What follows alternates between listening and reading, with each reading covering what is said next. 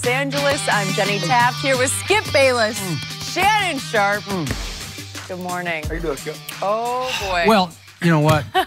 The Dallas Cowboys played a completely meaningless game at the Giants yesterday, so there's no reason for me to say, how about them Cowboys? No reason. How about that 10-6? How about winning 7 of the last 8? How about that, Shannon? You celebrating for me? I appreciate that very much. Start. Way to go. I'm getting early start. Yeah, okay. Because I told you, Philly thank would go. you. Didn't I tell you? Hold on. Didn't I tell you Philly would run the table, make the playoffs? Oh, they did. You? I don't think you told me that. I told you that. I don't remember that. But I also told you about on tour. We're going to talk about on tour. Do you like my ball? Where did you find that?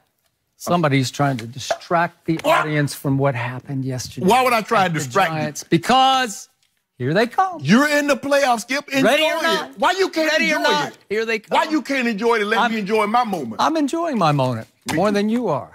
Me too. Yeah. Okay. Happy New Year. No, I ain't no Happy New Year. It ain't happy. It's New Year, but it ain't happy. Well, maybe it's Happy Jerry. How about that? Okay. We have a lot to be happy about. All right, we have a lot to get to on today's show.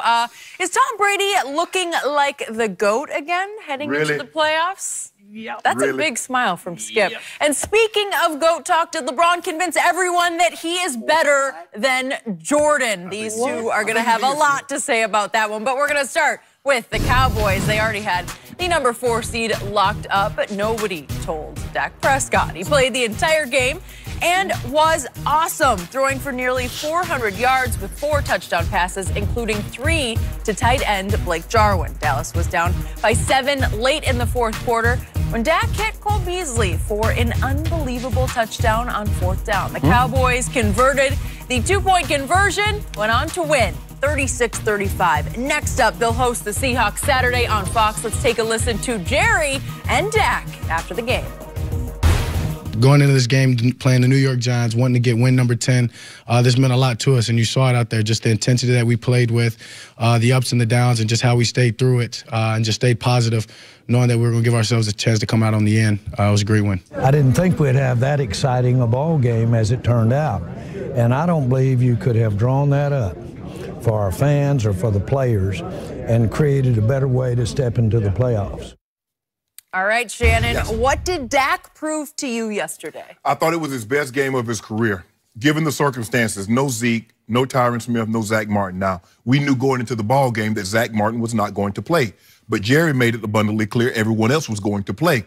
And then at the very last minute, Zeke was a healthy scratch, Tyron Smith was a healthy scratch. And for Dak to play as well as he did, because this was a very similar scenario, Skip, to what he had last year. Remember, 6 games, no Zeke Elliott. 6, 7, 8 games maybe, no Tyron Smith. And Dak was not able to perform like he performed yesterday. And it wasn't, throwing the Blake Jarwin. I wasn't impressed with him throwing the ball from the pocket.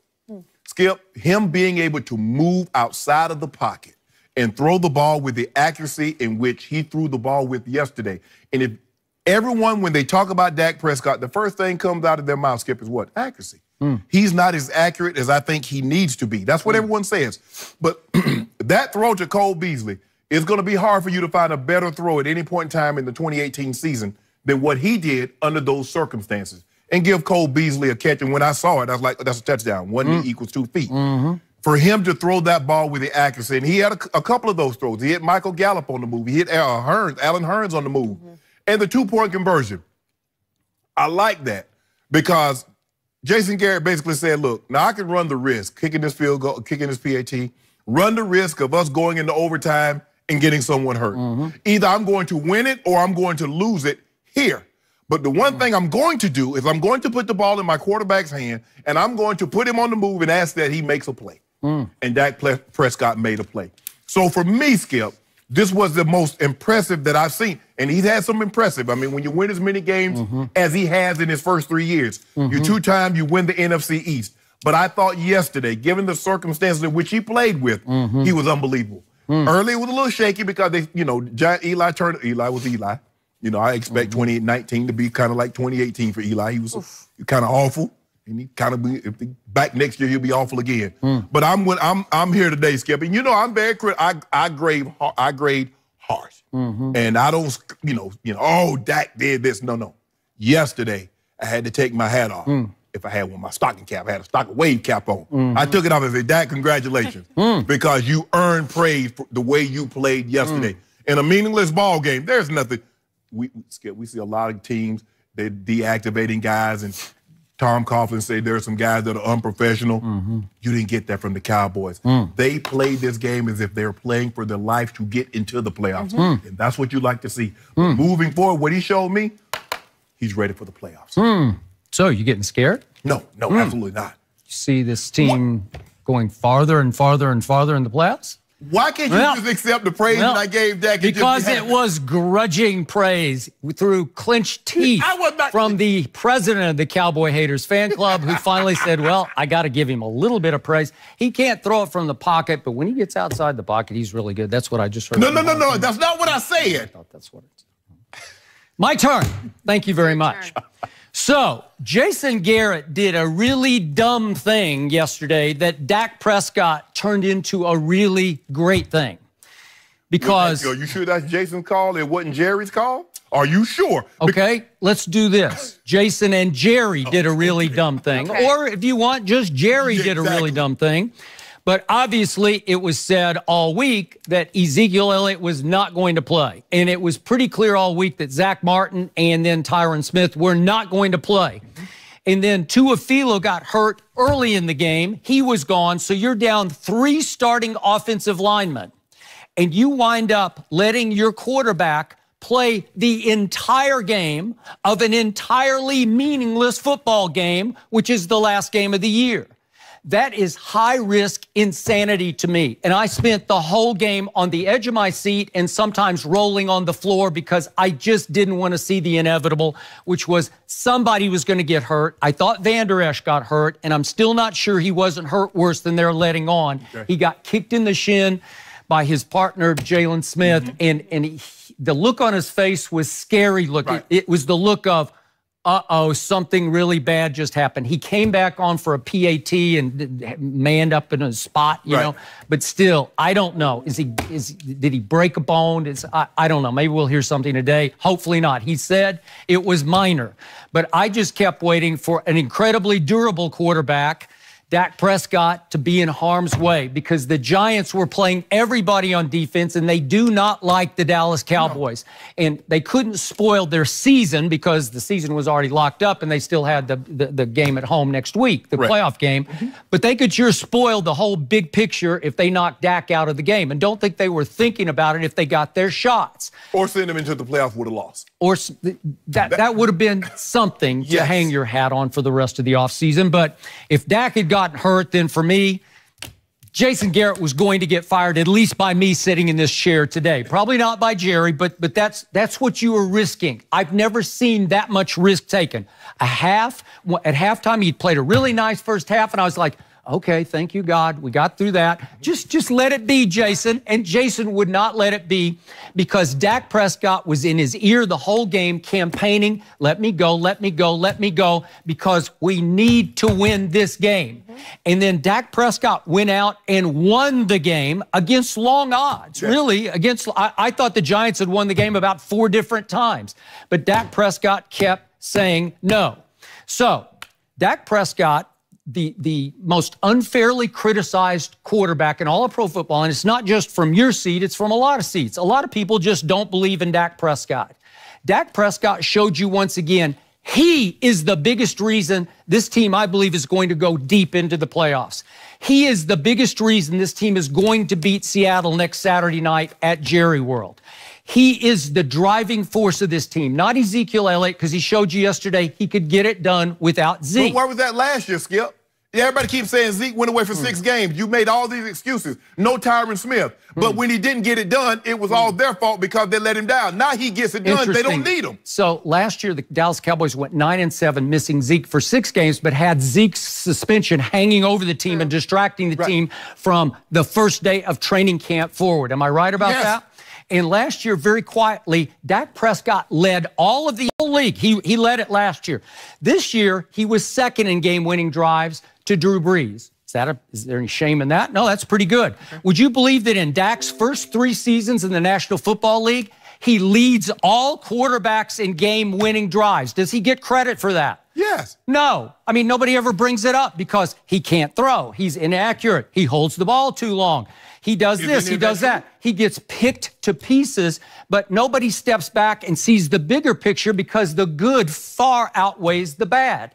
He is the leader of this football team, and he is the fourth quarter clutch playmaker for this football team. Not Ezekiel Elliott. This guy Well, of course, Skip, look, it's hard for a running back when he doesn't touch the ball. The quarterback has to hand him or throw him the ball. So normally there's never saying that Terrell Davis doesn't have 25 game-winning drives. That goes to the quarterback. So, Skip, you know everything is catered and weighted towards the quarterback and whether or not he plays well. So he's going to get criticized because he gets all the credit like you're heaping on now. You're not mentioning his offensive line. You're not mentioning guys making plays for him. All you're mentioning is him. So he should get the lion's share of the blame when things go bad. Okay, so without 3/5 of his offensive line and without Ezekiel Elliott yesterday against the starting Giants defense at the Giants. Correct. He throws for almost 400 yards and 4 touchdowns without an interception. So he threw for 148 of those yards in the fourth quarter, including the throw of the day in the National Football League. That was something. I'm with you. Again, he bolts the pocket left. He's throwing crossbody against his body, and he throws a strike to little measly Beasley, who he got his knee down. It was a big-time catch. But Olivier Vernon had him dead to right. He blew by the left tackle, and Dak had enough presence to wheel out. Almost Tony Romo-esque. It was. And then he threw a strike. Please don't put Tony Romo in the same sentence with Dak Prescott because he doesn't deserve to be there. Stop it, Skip. He does not deserve to be there. So with only 51 yards rushing yesterday from a collection of backs, Dak did that. And I'm going to remind you that in the fourth quarter and overtime against the Eagles, which was a turning point game at Jerry World that they just had to win, he threw for 243 in the fourth quarter and overtime with 3 touchdowns and no interceptions, but he can't throw. He is inaccurate. Skip, that's not what they said. They didn't say he couldn't throw. They said his accuracy, which holds him back from being as good or as good as he can be. Okay, so I got another stat for you. Process this one for me, Mr. Hall of Famer. I sure can. Through Dak Prescott's first 3 seasons, he has completed 61.1% of his passes. Guess what, ladies and gentlemen? That is the all-time highest completion percentage in the history of pro football. No quarterback through his first 3 seasons has completed a higher percent of his passes than Dak Prescott has completed through his first 3 regular seasons. Is that good? I mean, to me, that's like sensationally good, right? So let me ask you a question. Where is he at yards per attempt and touchdown passes? Thank you. I'm glad you asked me that. So in yards per attempt, Dak is at 7.4, and that is ahead of Aaron Rodgers for the last 3 years, who's at 7.3, and Carson Wentz is at 7.0 yards per attempt. So you can give me Dak and dunk, okay? Yeah. But he's throwing it farther per attempt than Aaron Rodgers or Carson Wentz are throwing. Is that good?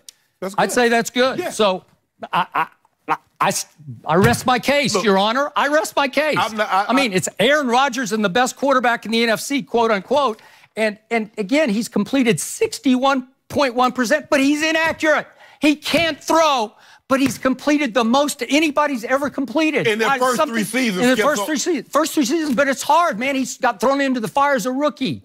Is that good? He's the Dallas Cowboy quarterback. No seat gets hotter than the Dallas Cowboy quarterback. I'll give you that, Skip, but don't pretend like Russell Wilson did not have an all-time great first 3 years, okay? Because he went to the playoffs. I love Russell Wilson. He won the Super Bowl. I respect him. Okay. I'm afraid of him next Saturday night. You should be. But I believe in my quarterback in that game on that stage more than I believe in Russell Wilson. And he's 35-9 this year, but that's neither here nor there. Let's get back, because Jenny asked me what did Dak prove. I think he proved a lot more for the simple fact, since that overtime win against Philly, Amari Cooper's been a no-show. I wouldn't say a no-show. He did have a drop yesterday. But, okay. And he's getting frustrated because he had to slant and go, and Dak overthrew him again. Okay. They misfired twice on deep balls. I give you that. Okay. Wrong page.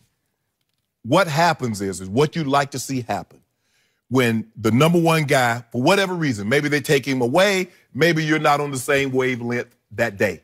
You need to see second auxiliary guys, your second, your third guy step up. Blake Jarwin. He stepped up. I have a new name for Blake Jarwin. Shannon Jarwin. He's got some Shannon Sharp in him.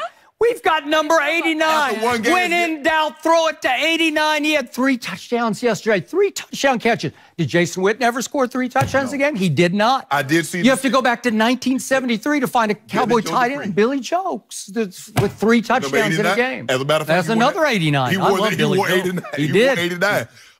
Shannon Jarwin, I love him. Whatever, Skip. Yeah.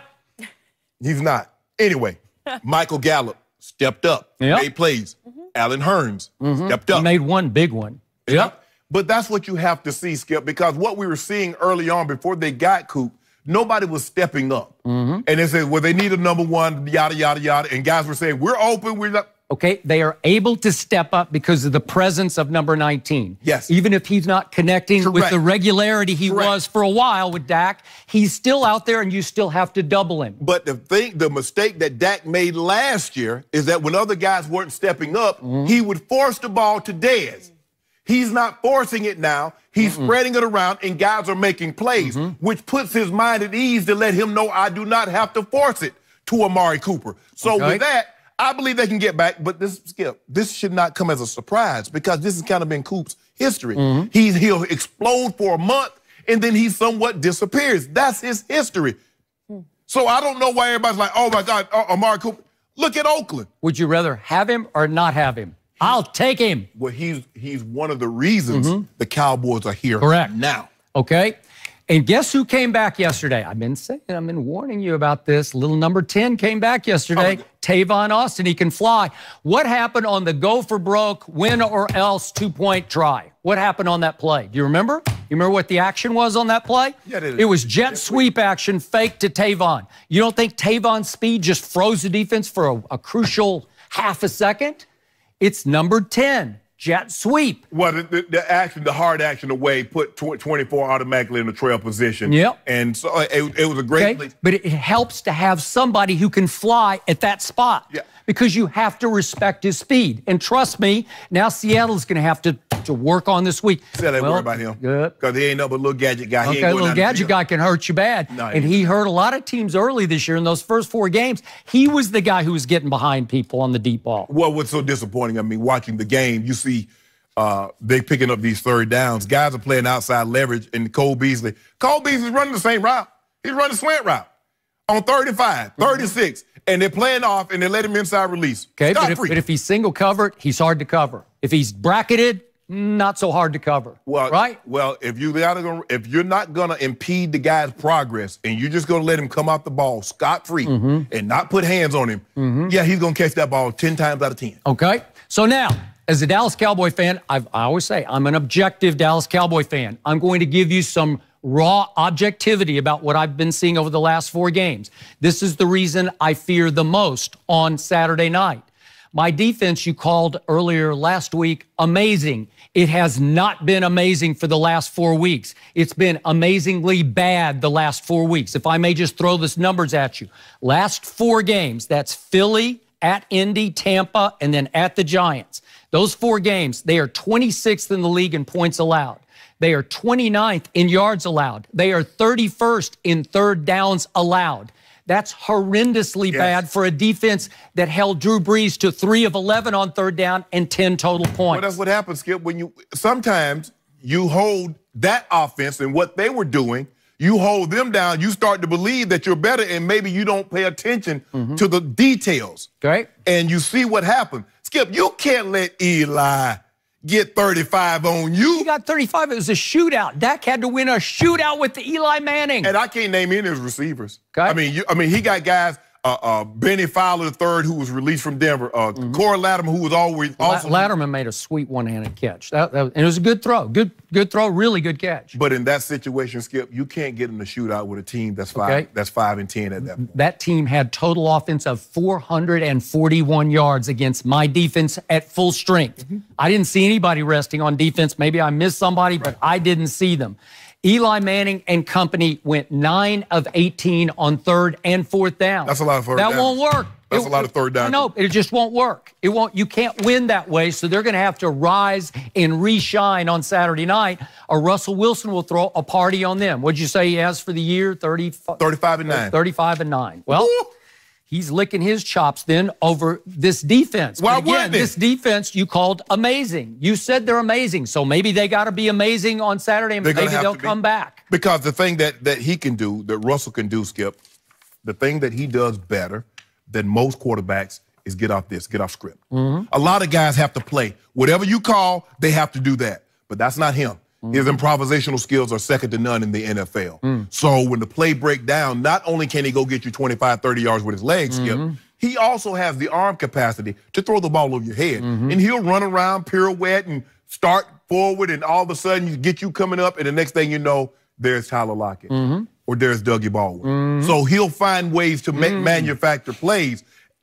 But the one thing they can do better than any other team in the NFL, they can run it. They can run it. Now, it might be by committee, but at the end of the day, it's the same thing. Yep. The number one running team in all of football. Yep.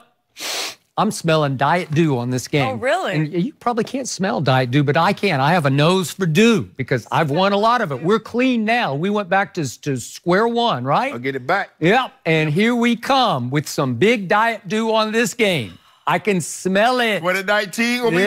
I can smell it. Oh, yeah, 2019, I'm going to blow up like the Hindenburg. Big thing. I see big things in my future. You know what? You just said it better than I could. You're going to blow up like the Hindenburg. I see big What happened? Do you remember what happened to the Hindenburg? It just blew completely up. It did. It wrecked. It fell out of the sky. It wasn't a blimp, Skip. Trying to It's dirigible. mesmerize this guy with you. Ooh, I see big things. Jenny. Okay. Ooh, I see big things in my future, Skip. I do. I can see blue, cowboy blue. No, I can't. Yeah, I can see Maybe a little bit And in that there. dude, blue. I'm gonna get some of that dude back on Saturday. I just want them to know NFL, like, y'all messing with my movie schedule. Because Saturday nights I normally do my thing. This is my thing. Yep. Y'all interfering. Hey, there's no better movie in the world than the Dallas Cowboys. It is. You know what? No better script than Dallas Cowboys. I don't know how they're going to do it, but they're going to do it. I on might Saturday watch night. Bird Box wide on. I heard that's pretty good. That's too I scary heard for it me. wasn't very good. Now stop it, Skip. I heard it wasn't. I did. Several of my friends. didn't like 45 it. million said it was. I good. don't know. He's got one movie to watch next week. Yep. and, You know what? You better watch this Cowboys game blindfolded Stars. because that's what Bird Box. You know, if you look, you die, and if you look at my Cowboys, you're going to die. And then guess what? Yeah. The horror flick coming. Yeah, the remake. Here we go. Let's see if they can keep the momentum going. That's why Dak wanted to get the win. They did it. Another team heading to the playoffs. Tom Brady